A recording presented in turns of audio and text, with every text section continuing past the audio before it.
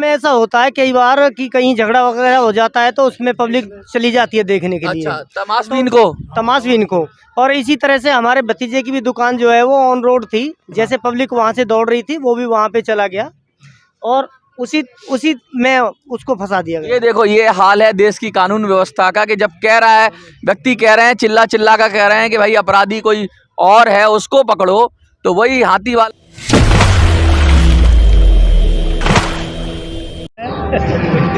कहते हैं देश के अंदर रक्षा का जिम्मा, रक्षा की जिम्मेवारी पुलिस की होती है। और जब रक्षक ही भक्षक बन जाए, जब रक्षक ही अपने काम करने से इनकार कर दे, जब रक्षक ही की सरपरस्ती में गुंडे फलने फूलने लगें, तो देश का होगा क्या।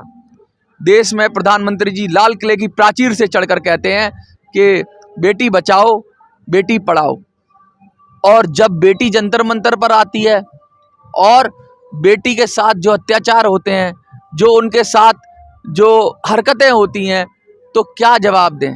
क्या वो पुलिस अधिकारी दोषी नहीं है? क्या उन पुलिस अधिकारियों को दंडित नहीं किया जाना चाहिए? ताज़ा मामला हरियाणा का है और हरियाणा की पुलिस काफ़ी बदनाम है। मैं साफ साफ कह रहा हूँ, हरियाणा की पुलिस कहते हैं ना कि कोई नियम, कोई कानून, कोई कायदा मान नहीं रही है। और जो नीचे लेवल की पुलिस है, जो कहते हैं एक्टिविटी के लिए जिम्मेवार होती है, जिसमें एसएचओ होता है, बीट कांस्टेबल होता है या सिपाही होता है, अगर वो मनमानी करने लगे तो क्या अंजाम होता है उसकी वानगी भर है कि जंतर मंतर पे कुछ महिलाएं, कुछ लड़कियां आई हैं। हम इनसे बात करेंगे और जानने की कोशिश करेंगे तो क्या मामला है सारा। मैम आप थोड़ा सा आगे आ जाइए, क्योंकि लगातार ये मामला बड़ा जोर पकड़ रहा है कि किस तरीके से फरीदाबाद की घटना है। फरीदाबाद की मंझौली से थोड़ी सी आगे आ जाइए। गांव मंझौली से 2 किलोमीटर आगे है हाँ। सबोध भाटी फार्म हाउस, जिसपे हम लोग खेती बाड़ी का काम करते थे। 15-16 साल से रह रहे थे वहाँ। और उसके बाद इस दौरान ये नाना प्रकार की तंग करता था। 3 साल से इसने एक वर्ड कही थी हमारे और हमारे पति से कि आप लोग मेरे कहने से 2 बेटियों की शादी कर दो। हमने कि क्यों, आप क्या हैं कि जो आपके कहने से हम बेटियों की शादी करें? हम अपने गांव जाके करेंगे, खा कमारे वो ठीक, वहाँ तक तो ठीक है, लेकिन बेटियों की शादी गांव जा कर के करेंगे। इस बात पर नाराज होकर के हमको नाना प्रकार से तंग करता था। 3 साल से कभी झूठी केस लगवाना, कभी मतलब बहुत पुराना मामला चल रहा था। हाँ, 3 साल से उत्पीड़न चल रहा था। हाँ कभी। और ताजा घटनाक्रम क्या हुआ वो बताइए, क्योंकि ये तो आपने बता दिया 3 साल से किसी ना किसी तरीके से परेशान थे और पुलिस में इसमें कंप्लेंट हो रही थी लगातार। हाँ, ये कहना चाह रहे हो? हाँ जी हो रही। फिर क्या हुआ? तो ये हुआ कि 29 तारीख को फिर पिछले साल बैंगन के खेत चरवाया, अगला साल, इस साल फिर भी मतलब आप जो खेती करते थे, जहाँ पे आप कहते हैं कि आपने ठेके पे ले रखे थे खेत या उस पट्टे पे ले रखे थे, उनमें खेती करते थे, तो उस खेती में ये लोग अपने जानवर घुसा देते थे आपकी खेती को तहस नहस करने के लिए। कर देता था और मना करने के बावजूद फिर 29 तारीख को बहुत सारे इसके घर के महिला। कौन है जो बार बार, जिसका नाम तो होगा कुछ? ये पूर्व सरपंच राकेश है। हाँ। बाकी तो इससे पहले इसको कुत्ता भी नहीं पूछता था। एक बार गांव के लोगों ने इसे सरपंच बना दिया और उसके बाद ये बहुत चढ़ गया। यही है राकेश है, वे कर्मवीर इसके साथी है। राकेश और कर्मवीर। हुआ क्या था, मतलब घटनाक्रम क्या, पुलिस की क्या भूमिका है? क्योंकि पुलिस पर भी बहुत गंभीर आरोप लगाया आपने। क्या इसका ये भूमिका है कि शुरू दिन जब ऐसा घटना घटने जा रही थी तो मैंने बार बार पुलिस को कहा कि आप हमारी मदद करें। एसएचओ दलवीर सिंह, थाना तिगांव, तो हमने खूब मदद मांगा, लेकिन उसने मना कर दिया। कह रहा है आ रहे हैं, जा रहे हैं, कोई नहीं आया, कोई नहीं गया। इधर ये 12 नंबर पुलिस वही है और उसी के सामने ये सब न्यूज पे चली भी है कि उसके सामने ये वारदात का अंजाम दे रहा था। मैंने कि वीडियो भेजू नु के ना कोई ना देख लेंगे। और उसके बाद ये मतलब पहले आप ये कहना चाह रहे हो कि पुलिस के सामने ही कुछ लोग आए, जब आपने पुलिस से मदद मांगी तो पुलिस ने कोई प्रतिक्रिया नहीं दी और घटना हो गई, मतलब मारपीट हो गई। तो उस मारपीट में क्या उसी दिन वो हो गया था आपके साथ? 29 तारीख को तो ही थोड़े मोड़े मारपीट करके और धमकी देके, जिसमें डरा धमका के चले गए कि और पुलिस ने भी कुछ नहीं किया। कुछ नहीं किया। हम कह रहे थे बार बार 30 तारीख को जा करके हमें दरखास्त भी दिए और 2 घंटा बैठे रहे थाने में। एसएचओ नहीं संज्ञान लिया क्योंकि एसएचओ की तो मिली भगत थी। तो उसके बाद ये कांड के बाद 30 तारीख को सुबह सुबह ये राकेशवा आया और 3-4 लोग के साथ में आया। कच्ची रास्ता घड़ोरा वाली एक रास्ता है, उससे आ करके पता नहीं क्या चीज़ मार दिया। हमारे पति की पाँव कट गई और चिल्लाने लगे और फ़ोन ले लिया बच्चों से हमारा। पहले इनके फ़ोन अन्य छीनो, इसके साथ मारपीट की। हाँ, उस टाइम तो उनको मारा पहले, फिर मुझे मारा रोड से। ये और करमवीर और 3-4 लोग और थे और इसका भतीजा था कल्लू। कहने का मतलब इससे तो सीधा सीधा ये सिद्ध होता है कि एसएचओ खुद उस हत्या में कहीं ना कहीं जिम्मेवार है। उसको भी वो वही सजा मिलनी चाहिए, क्योंकि अगर वो अपना काम ढंग से करता तो शायद ये घटना नहीं होती। तो ये नहीं होती, ये तो स्पष्ट रूप से पहले से। तो फिर उसके बाद क्या हुआ? क्या आपके पति के साथ क्या हुआ फिर? तो ये तो पाँव काट दिया, उसके बाद छटपटाने लगे। उसके बाद वो 1 घंटा तक रोके रखा हम लोग को घेर के। अनु के अब तू जितना मारना है मार ले, मैं जा रहा हूँ। तो ये पता नहीं कौन कौन इसके भाई भतीजे महिला फैला सारे भीड़ के सबको मार मार के बेच। पहचानती हो आप उन लोगों को? हाँ पहचानती हूँ। उनके नाम दिए आपने एफआईआर में? हाँ उनके नाम है विद्या और पता नहीं सत्तो, गीता और एक रेखा है। आपको पता है? हाँ रेखा हर्षिता है और एक महिलाएं भी थी। हाँ महिलाएं बहुत क्राइम और उसमें वीडियो में भी आ रही है। और उसके बाद एक वाल्मीकि में से महिला है जिसका सुंदरी नाम है।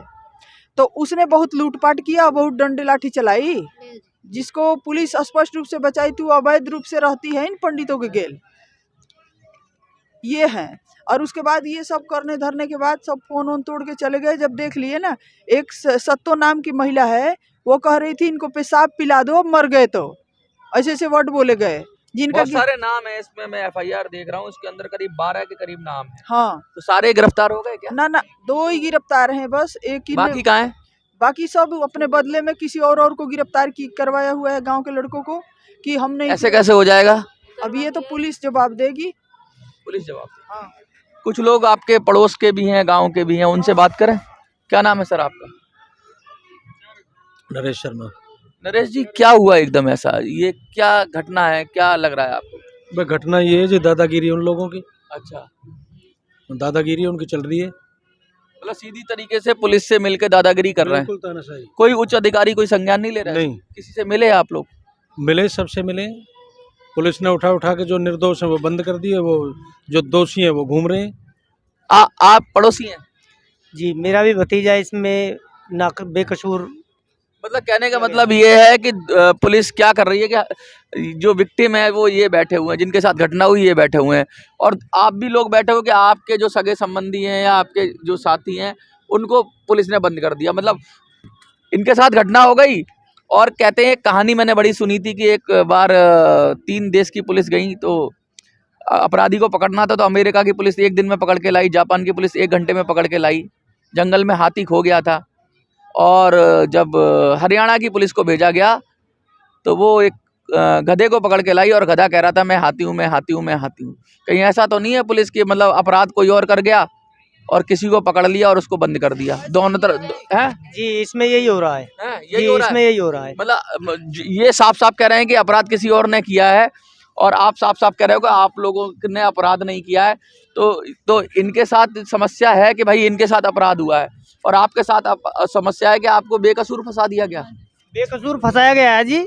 इसमें गांव में ऐसा होता है कई बार कि कहीं झगड़ा वगैरह हो जाता है तो उसमें पब्लिक चली जाती है देखने के लिए। अच्छा, तमाशबीन को। और इसी तरह से हमारे भतीजे की भी दुकान जो है वो ऑन रोड थी। जैसे पब्लिक वहां से दौड़ रही थी वो भी वहां पे चला गया और उसी में उसको फंसा दिया गया। ये देखो, ये हाल है देश की कानून व्यवस्था का, कि जब कह रहा है व्यक्ति, कह रहे हैं चिल्ला का कह रहे हैं कि भाई अपराधी कोई और है उसको पकड़ो, तो वही हाथी वाला के हाथी को पकड़ने के लिए गई हरियाणा की पुलिस, तो गधे को पकड़ के लाती है, और गधा कहता है मैं हाथी हूँ, मैं हाथी हूँ। मार पीट के 3rd डिग्री दे के परेशान करके उनको किसी भी तरीके से। सर विक्टिम आज भी बोलता है, ये सब जानते हैं, उसको भी जानते हैं, हमको भी जानते हैं। ओमदत नहीं है इसमें, इस केस में ओमदत है ही नहीं, वो गया ही नहीं है वहाँ पे, वहाँ तक पहुँचा ही नहीं है। ये तो दोहरी मार हो रही है, क्या कहोगे?